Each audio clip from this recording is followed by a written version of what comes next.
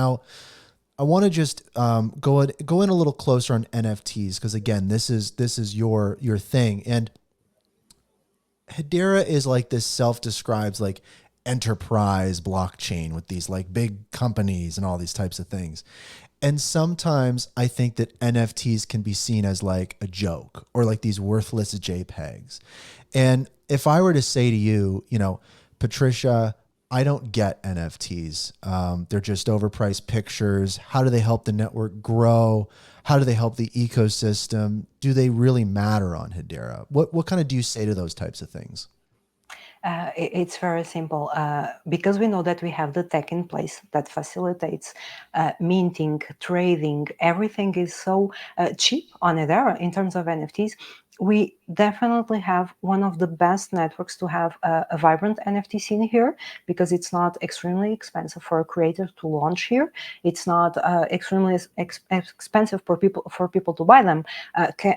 Coming from Ethereum, I remember seeing network fees at $1,000 or being quoted for $5,000 just in fees alone. Wow. In terms of more traffic.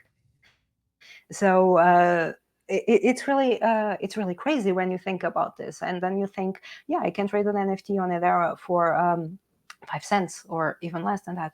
So it makes perfect sense for us to embrace this retail side as well, because when we think about it, where's the excitement from people in crypto? It's on the retail side. We don't have the core community, the ones that are here in crypto right now. Yes, they want enterprise adoption. I'm pretty sure that this is something that all networks want, because enterprise adoption brings massive utilization and use cases.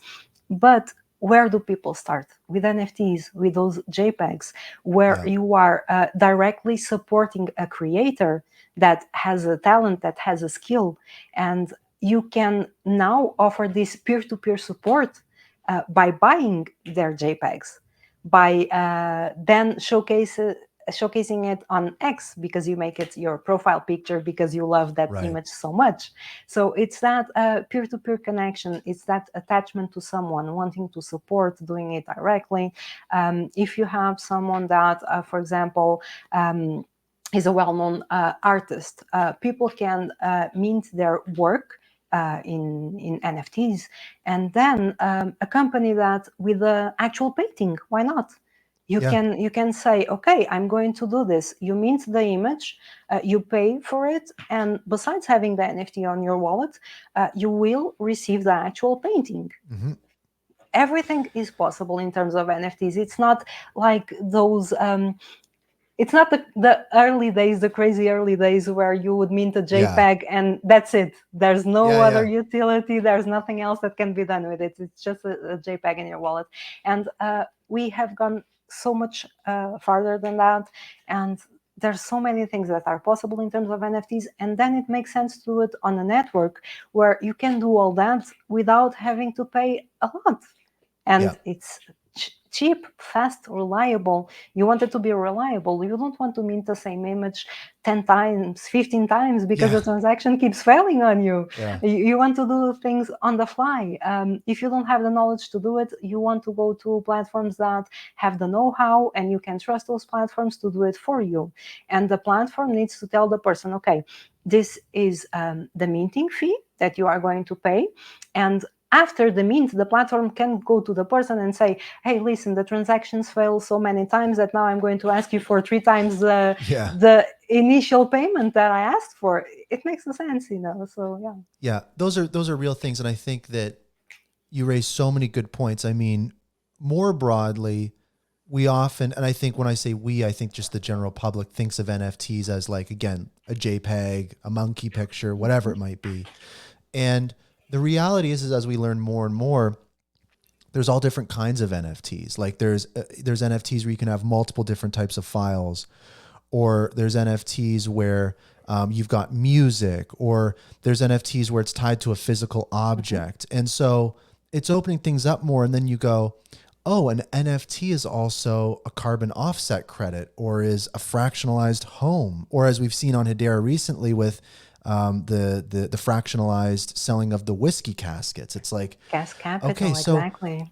the landscape broadens so much, and it really becomes less of like a new thing and more of a better way to do what we're already doing. And that's what gets really interesting. And, I think about Lehman himself saying his thoughts on NFTs, and he was saying, and this was years ago, he was saying NFTs are like what the email was for the internet. When you presented the internet to someone for the first time, they were like, I don't know what to do with this. I don't know how to use it. And then when someone said, actually, no, here's a tool where you can communicate with friends electronically, then they go, oh, this is great. I'll use this all the time. And so they're using the internet, but it gets them into it. I think NFTs was that for a lot of people years ago, and especially in Hedera. But then you raised the point where, and I've heard this, there's an artist said to me this years ago that really stuck in my mind, and this is a big reason I chose Hedera for NFTs, was they said, it's not like artists can participate in NFTs with just a couple dollars, or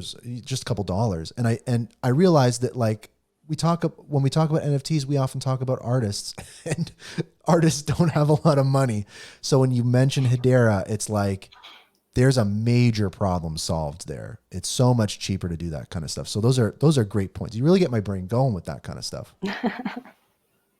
Yeah, because imagine that you have the talent and you have the skills, and even if we don't consider the situation where artists usually don't have much money, imagine that it's a person from a country where the income is very low. Yeah.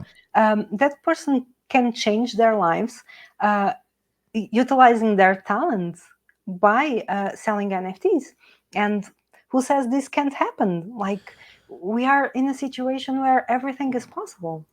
Yeah, and that's a really great point. Often, I think that in general, I think sometimes to a fault, like in crypto, and I think many people think of it from a very Western perspective, right? Canada, America, but there is this whole other place. I think seeing your journey unfold is so great because there's all these different perspectives. And to your point, I think of some artists in some place where it might be so difficult to do art and sell it using traditional mediums. Like maybe they can't get a bank account. Maybe they can't sign up for a Stripe payment account to accept payments. Like maybe NFTs are the answer, sending crypto back and forth and selling their art. So that's such a great point.